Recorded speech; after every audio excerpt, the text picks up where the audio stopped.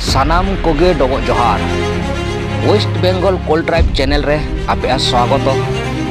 आटोयना पश्चिम बंग रे लोकसभा भोट ना लोकसभा भोट रे आदिवासी जी चिंता दाको के आमाइला को भोट बा जी चिंताधारा दह दाको ना विषय रे गत रविवार 17 March 2024 Damodar recreation club Durgapur united forum of all Adivasi organization संगठन बैनर लातार तरे समस्त आदिवासी संगठन मिट्टेन जावरालना को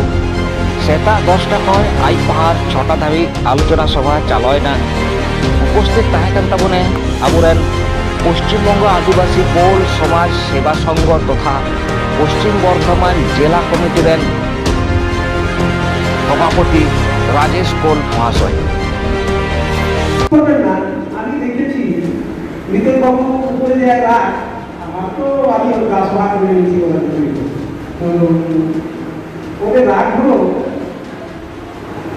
ভিতরে ভিতরে রাগ আছে কর্মীরা অযৌক্তিক ভাবে এসটিউতে চাইছে কিন্তু বলার বেলা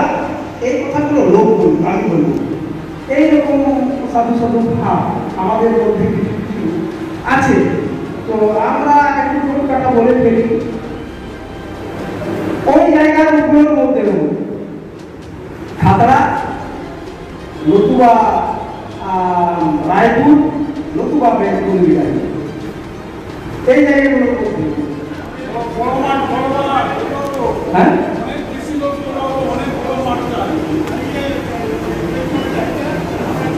মানে ওখানে গিয়ে হ্যাঁ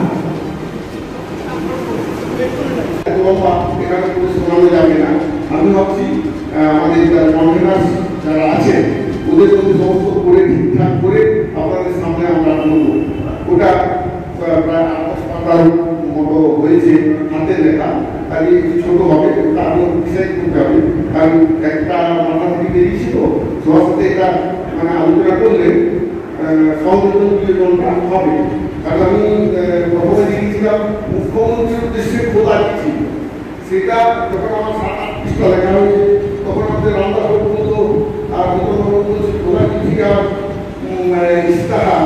খোলা চিঠি লেখা পরে ইস্তাহারের কথাটা আমরা আলোচনা করেছি আমাদের গতকাল দুদিকে যেটা প্রস্তাব দিয়েছিল ও সবাই সেখানে করেছিল আমরা দেখছি ইস্তাহারের মতো করতে হবে মানে এই লোকসভা নির্বাচনে ইস্তাহারটা এরকম বয়ান হবে আমরা আদিবাসীরা কি চাইছি সেই বিষয়গুলি তুলে ধরবো আমাদের অবস্থা সেটাকে ক্লিয়ার করলে পরে আমরা সরকারের কাছে একটা স্ট্রং একটা মেসেজ দিতে পারবো এই জন্য আমি বলছি ভোটে আদিবাসীদের পক্ষ থেকে কোনো কেন্দ্রকে দাঁড় করানো হয় সেটা প্রতিষ্ঠিত রাজনৈতিক দল থেকে দাঁড় করানো হলে যারা আদিবাসীদের সাথে লড়াই করছে সেই রাজনৈতিক দলকে চয়েস করতে হবে অন্যথায় ইউনাইটেড ফোরাম থেকে কোনো একটা কেন্দ্রে করতে হবে এবং আমার হিসেবে আমি দেখছি ঢাকা লোকসভা কেন্দ্র তারপরে নাগরাকাটা লোকসভা কেন্দ্র এই দুটো হচ্ছে এসিদের রিজার্ভ আর পুরুলিয়া তারপরে এইগুলো আমরা হিসাব করেছি তার থেকে 5টাতে আদিবাসী অধ্যুষিত এলাকা অনেক বেশি আছে সেসব জায়গায় উত্তর মালদাতে এইগুলোতে দেখা যাচ্ছে আদিবাসী লোককে একটা ক্যান্ডিডেট নিজের ক্যান্ডিডেট না জিতলেও অন্য নেতা ক্যান্ডিডেট কিছু হারাতে পারে লোকটা ওইভাবে তোলাটাই চলে যাবে সেই বিষয়টা আমরা এই কারণেই করবো সরকারকে আমরা চাকরি দিতে পারি কারণ আমরা ওরা ভাবছি যেটা যখন কোনো আসুক না আমার ভোটের রেজাল্ট তাদের পারবে না এইটা মুখ্যমন্ত্রী জানেন সেই জন্য এই যে যারা দেখা করতে আমাদের যে ডাকছে মুখ্যমন্ত্রী জানেন তাদের সাথে কতটা গুরুত্ব কথা হচ্ছে আমরা জানি না আর সেটা প্রকাশ্যে সেগুলো প্রেস রিপোর্ট দেন